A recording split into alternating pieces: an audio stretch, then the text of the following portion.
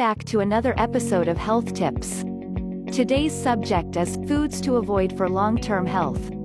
If you're looking to extend your lifespan, improve your overall health and look and feel your very best, you'll want to read every word in this special report dedicated to highlighting the top evidence-based health and nutrition tips. When it comes to living your healthiest life, it isn't always easy to know where to begin. Even health professionals often have differing opinions in regards to what is considered healthy and what isn't. That aside, there's a ton of evidence to support the following health and nutrition tips. In fact, all the information in this special report is based on extensive research rather than opinion. That way, there will be no differing opinions because the information is based on extensive time-tested research and not on some current fad or trend in the healthy lifestyle community. Why is this so important? Because when it comes to your health, the last thing you want to do is follow advice that isn't grounded in hard evidence.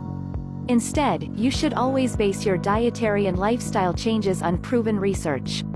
From what type of foods will improve your body's ability to self-repair, to the top nutritional tips that will help you live a vibrant, energetic and joyful life, you'll have all the information you need to live a longer, healthier life.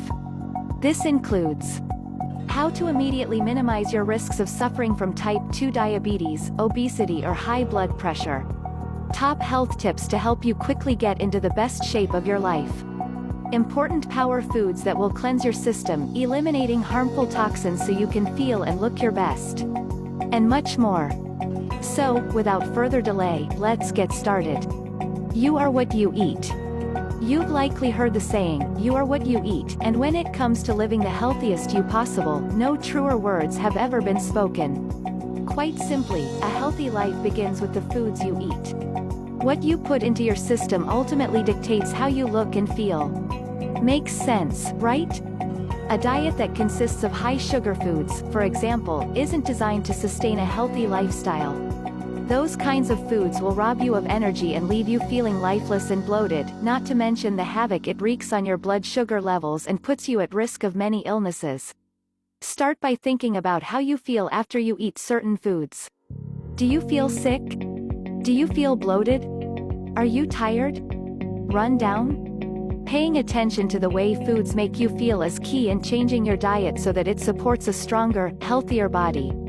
Few of us analyze the way foods change the way we feel or affect our moods, but when we start to pay close attention, we discover just how easy it is to boost energy levels, improve our ability to focus and simply feel at our best just by eliminating these harmful foods from our diet.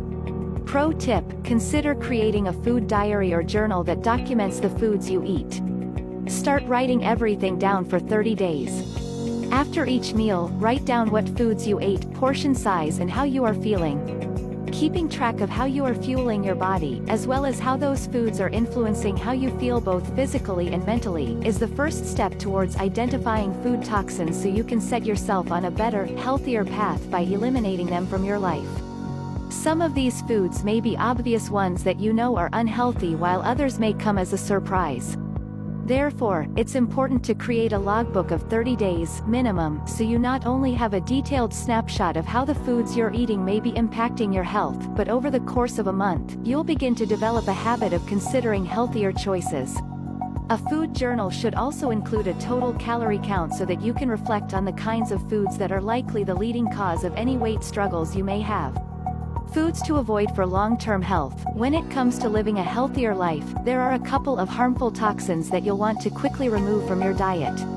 These foods are notorious for wreaking havoc on our systems and leaving us feeling depleted of energy and unable to focus and thrive. Worse, these foods ultimately increase our health risks in many ways, putting us in serious danger, so the sooner you can eliminate them from your life, the better. Sugary calories. It should come as no surprise that sugar wreaks havoc on your system. It can mess with your blood sugar and even with your brain, since it doesn't quite measure calories in the same way it does solid food. In fact, weight gain and heart health are just the tip of the iceberg when it comes to how toxic sugar is on your system. Sugary drinks are also associated with type 2 diabetes, obesity and heart disease, just to name a few. In fact, studies have shown that people who consume high levels of fructose are in great danger of developing fatty liver disease because of the way excess sugar ends up stuck to your organs rather than being eliminated from your body. Sadly, a report by the American Heart Association (AHA) discovered that the average American consumes approximately 22 teaspoons of sugar every single day rather than limiting consumption to only 6 to 9 teaspoons as recommended by health professionals.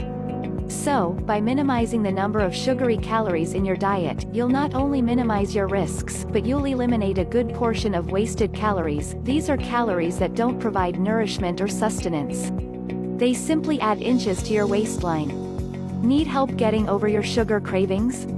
Here are a couple easy ways to get started. Replace fruit juice with raw fruits. Satisfy your sweet tooth and sugar cravings without risking your health by replacing fruit juice with raw fruits such as grapes or mangoes. Not only will they provide the sweet fix you're looking for, but they'll help stop sugar cravings in its tracks. Eat dark chocolate. When you're dealing with a sugar craving, consider replacing high-sugar snacks with dark chocolate. Not only will this help curb sugar cravings, but studies have shown that the antioxidant and anti-inflammatory compounds found in dark chocolate help improve your overall heart health. Just make sure that you stick with chocolate that contains more than 70% cocoa. So now you better understand the way sugar affects your body and the many reasons you should minimize your daily intake. But there's yet another common culprit hidden amongst our shelves and pantries, and if sugar had an evil twin, this would be it. Processed foods are anything where there is some form of chemical processing involved.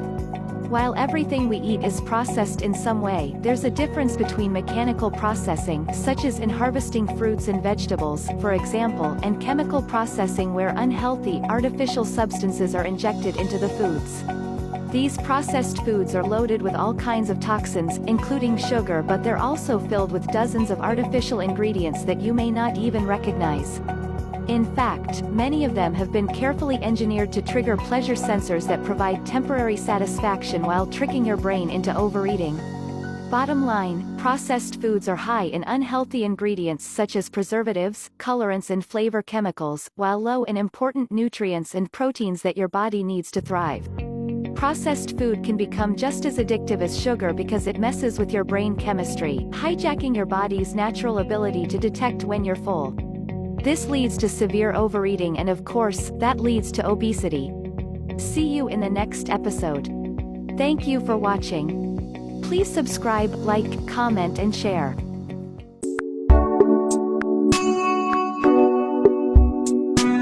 How sitting for long hours can affect your health. Does your job entail sitting glued to the chair for long hours? Science says that not getting up and moving intermittently can negatively impact your health.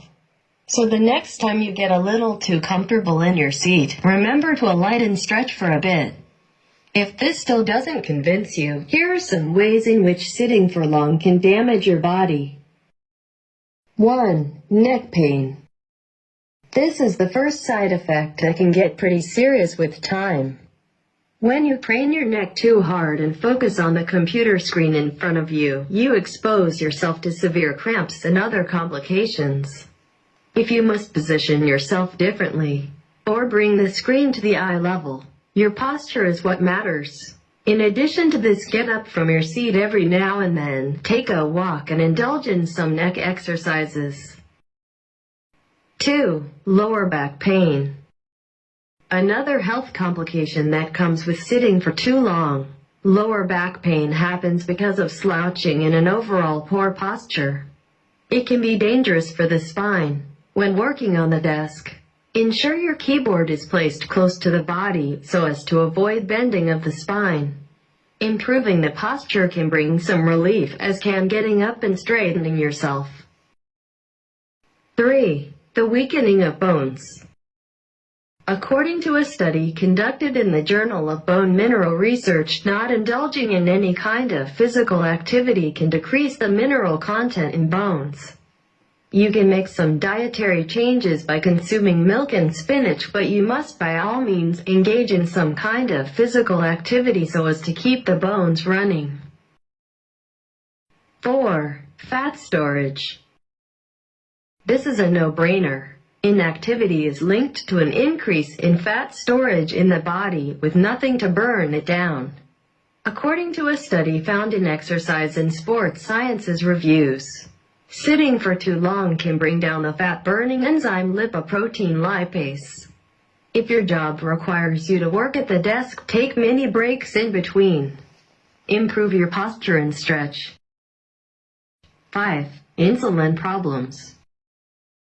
Even a day's inactivity can bring down the functioning of insulin, the hormone which keeps blood sugar in check, according to a study in Metabolism. If the body does not get to use insulin correctly, the risk of type 2 diabetes becomes high. Gain weight. Here's how to fix it. Are you ready to lose those extra pounds that you have been carrying since last year? Did you get your workout routine planned out? Did you set up your diet for success? Great, but you're still not finished. There's one thing you haven't considered. Your sleeping habits are a key factor in weight control and in weight loss. Let's play this out. If you're only sleeping for 5 hours a night for 2 weeks, you will not only be tired, but you will probably feel depressed. You will be miserable. In fact, it has been shown in many studies the amount of sleep is proportional to how healthy you are, both physically and mentally. Moreover, your lack of sleep will slow down your metabolism. You will lack energy to properly work out, and this may actually cause you to overeat. You need a proper amount of sleep so your body can recuperate from the daily grind. Also, you need to consider how sleep can affect you in a way that it can derail your fitness regime and even your day-to-day lifestyle. These are 3 factors that can be affecting your sleeping habits and how you should address them. Number 1, stress. If you're feeling stressed out for any reason, your mind will be racing and it will impact your ability to get good sleep. Ideally, you should address any stressful issues before you go to bed. If you're having a particular issue, you can either talk about it with a loved one or write down what you need to do to accomplish the next day. Another way to combat stress prior to sleep is to try meditation. Exercise is also a great way to reduce stress. Number 2, screens. Those electronic blue screens are sleep killers. Those electronics emit a type of blue light that stimulates your brain. That blue light causes your brain to be stimulated, making it more difficult to fall asleep. You should make it a habit to dim your phone and switch it to night mode as soon as your bedtime approaches. Also, make an effort to avoid using any electronics prior to 1 hour before going to sleep. A good routine can be to take a shower and brush your teeth right before you go to sleep. Number 3, stimulants. Nowadays, everyone loves their coffee. However, you should avoid having that cup of joe well after midday. Often, people that drink coffee in the afternoon have difficulty sleeping due to the stimulating effects of caffeine. It will also be to your advantage to avoid stimulant soft drinks and large portions of sugar before your bedtime. Avoid having big meals prior to your bedtime as well. It is essential to get the rest you need to have a healthy lifestyle. Sleep deprivation can cause you to pack on the pounds despite having a foundational diet and rigorous exercise. Make sure you catch those Z's. Do you have trouble sleeping? Leave a comment below.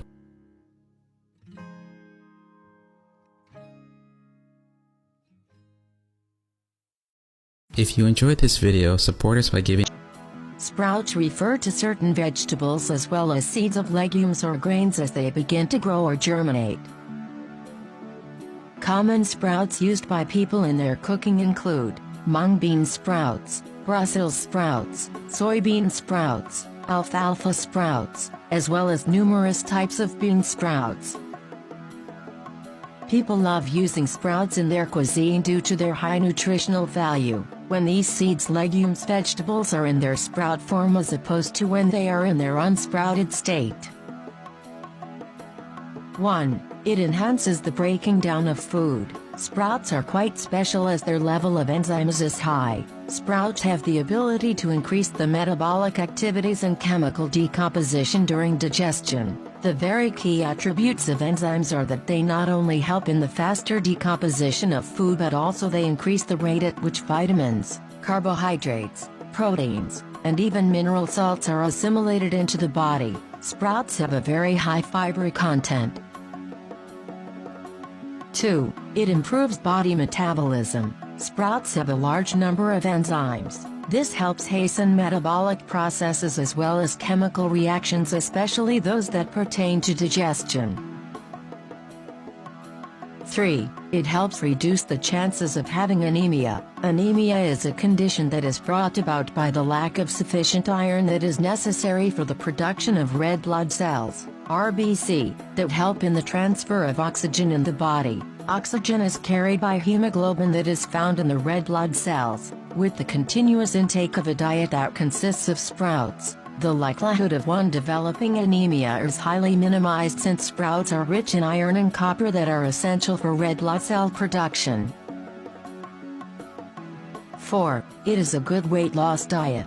As we have earlier explained, sprouts are rich in fiber. This, therefore, means that it keeps you satiated for a long period of time, thus, reducing the likelihood of overeating due to hunger pangs. This would substantially cut one's ability to gain weight. 5. It helps boost the heart's health. Sprouts have a wide range of minerals. Key among them is potassium, which keeps the blood pressure in check.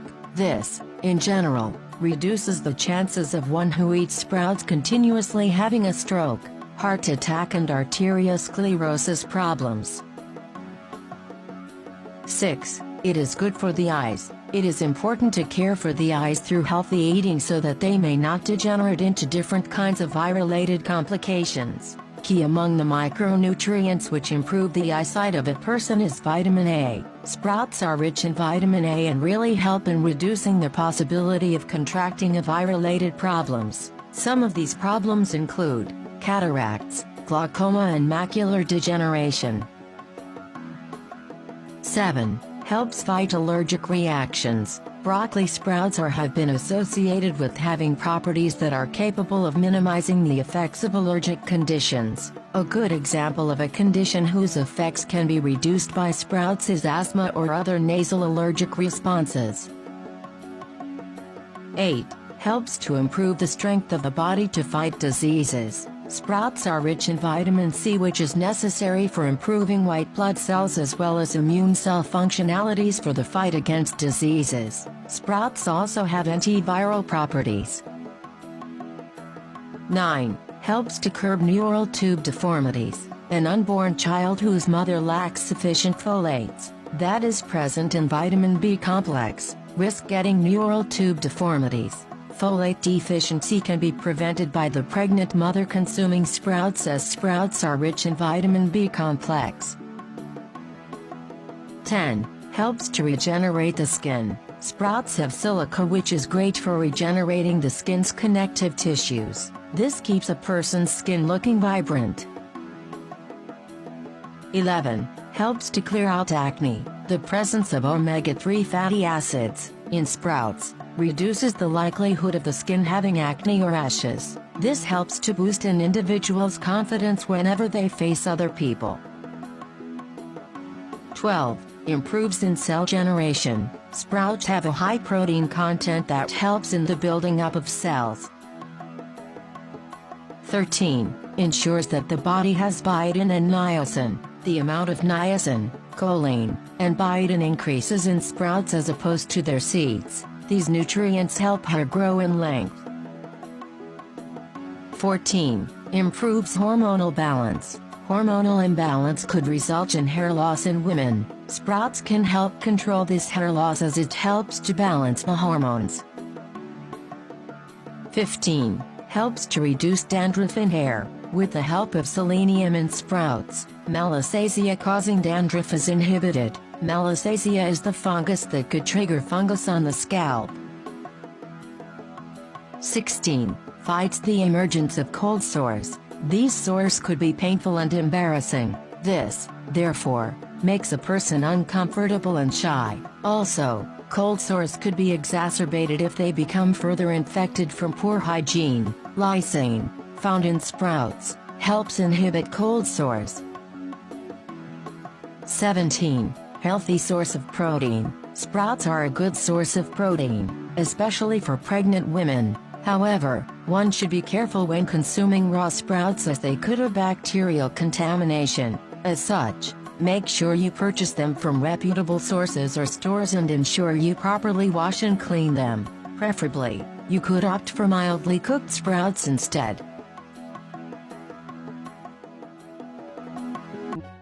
Well, I was surprised to discover that the #1 ingredient, even in a natural deodorant like Tom's, is propylene glycol in a stick deodorant. And so propylene glycol is found in antifreeze. So we're putting that right under our armpits. And as women, close to our breasts, this stuff migrates. So it's just insane. And so what I use is baking soda. I put a little baking soda in a salt shaker, and I sprinkle it on my hand, and I go under my armpit, and good to go the whole day. And one of my clients is even a hot yoga instructor, and she was nervous about trying baking soda because she said she was reapplying her deodorant a few times a day, and she tried baking soda, and she swears by it now.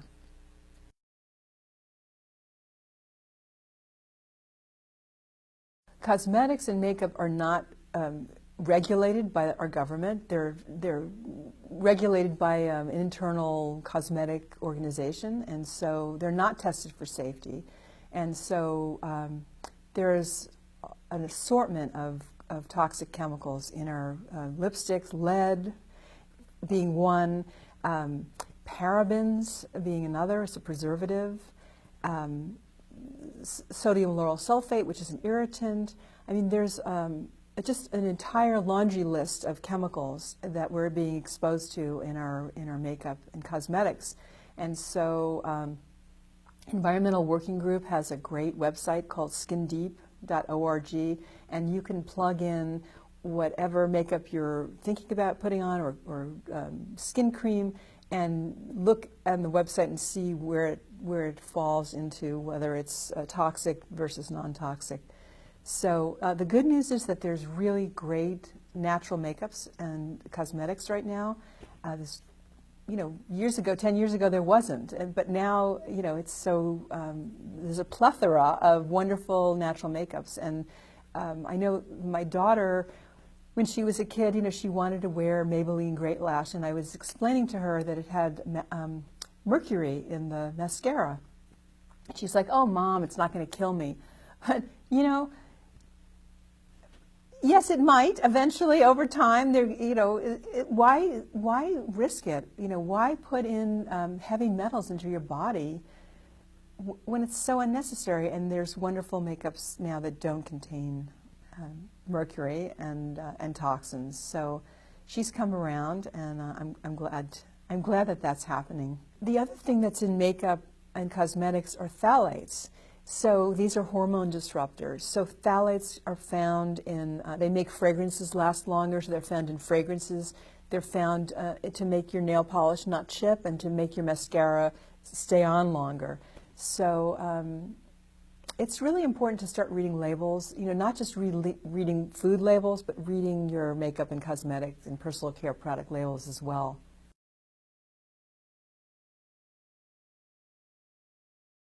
So household cleaners, the companies have what's known as, classified or, trade secrets, basically. And so they don't tell you what's in there. There'll be something like 98.8% inert ingredients, and those are the things that we have to worry about. Those are the chemicals that they're not really revealing. I know the government is sort of working on this. They're trying to create more transparency. But if a product smells really strong and makes your nose and eyes run away.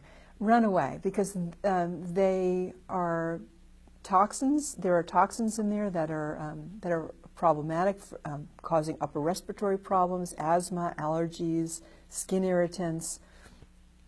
So switch to hydrogen peroxide, baking soda, white vinegar, that sort of thing, and you'll be good to go. Essential oils are good. Lemon juice, just back to the basics.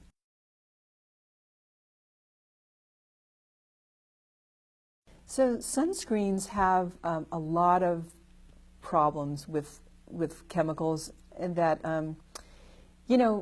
I'm a believer in getting some sun on our skin. I go out every morning and before 10 a.m. and get sun into my eyes because it resets the melatonin, and I start my day with a little bit of sun. And So I don't use any sunscreens, but if you wanted to use a sunblock, a zinc oxide would be the best kind of barrier. It's less toxic than the rest. But most of the sunscreens have hormone-disrupting chemicals in them, and so you want to look for safe, natural sunscreens that contain no toxins, and you can find them. Again, we're living in an era that there's really some really great safe choices out there, and if you have questions, you can go to the Skin Deep website and check to see. But I have a recipe in my book for sunscreen. It's basically ascorbic acid powder, which is vitamin C and water, and maybe adding a little bit of glycerin, and you spray it on your skin. It's not a block, it's not a barrier, but what it does is it goes into the cells of the skin about 20 minutes before you're out in the sun, and it will prevent burn. And the vitamin C is a great antioxidant, and so it helps prevent wrinkles and all that. So I've used it going to Hawaii, for example, and not getting burned. And even my daughter, who's fair-skinned, she was never burned.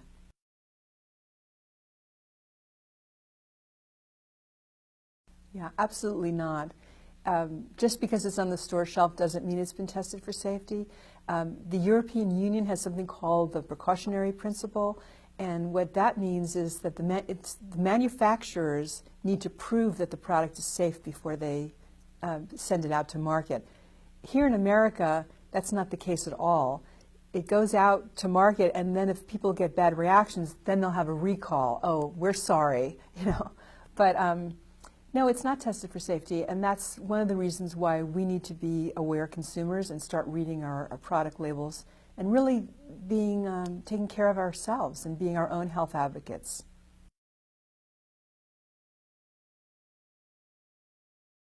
It's an internal group, cosmetics industry group that's sort of watchdogging it. It's not being monitored by the FDA, and so it's again, you really have to be an aware consumer and start reading labels and buying products with as few chemicals in there and as close to nature as possible. So I love coconut oil, for example, or rosehip oil, or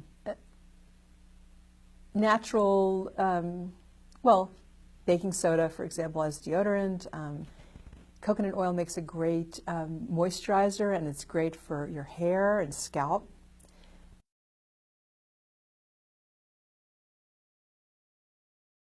Something like 1 in 64 children now is diagnosed with autism, which is really, really shocking. In the past, it was something like 1 in 10,000 children. So something is going on.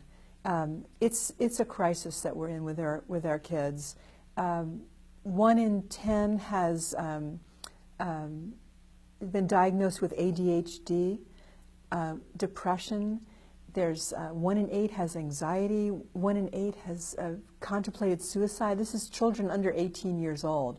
40% have food allergies. It's just extraordinary. And I work with pediatricians who tell me that their practices have changed over the past 15 years. Not the same as it used to be. They tell me now that 80% of their patients have chronic disease. They have Crohn's disease. They've got obesity. They've got diabetes.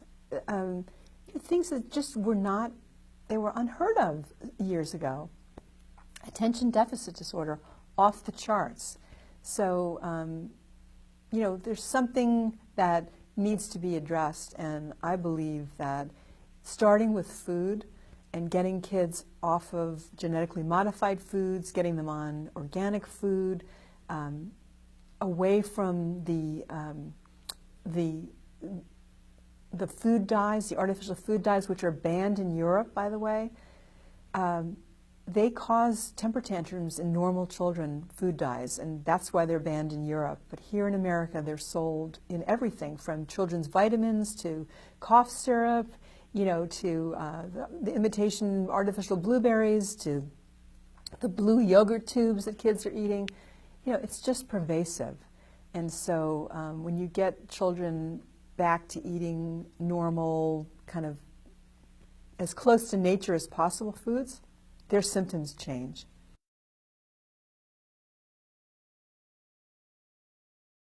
So 1 in 10 children now has been diagnosed with asthma, and that's a dramatic increase from the past.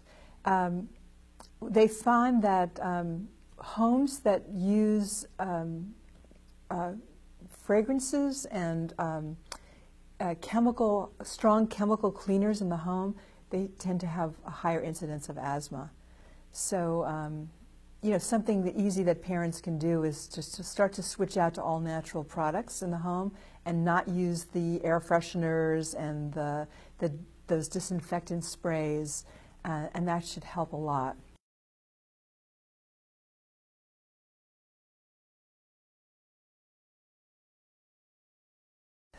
Right, the statistics are that 1 in 9 has contemplated suicide, and I know with my own daughter, when she was about 16, 15, I found notes on her email that she was talking to friends about killing herself, and it was very, very disturbing. I spoke to a psychologist, and at first the psychologist said, "Oh, it's nothing. Don't worry about it." But what I would do is go look online and see her browsing history. That someone who's really serious about committing suicide will have will search online how to do it. Well, I went online and I saw how to use a gun. It's like, oh my God, this was like my blood ran cold. So she was serious. They wanted to put her on meds. They wanted to put her on antidepressants, anti-anxiety medication, and I found another way. I found a lab out of Chicago that I tested her biochemistry, her brain biochemistry, and then worked with a doctor named Dr. Albert Mensa, and we put her on supplements, and she is fine. She's happy. She's going to college. She had been addicted to drugs and alcohol, and he told me that she wasn't really addicted. She was self-medicating because her brain just did not stop because of the genetic sort of disorder that she had that has been addressed using supplements. And I'm so grateful, and I have my daughter back. It's been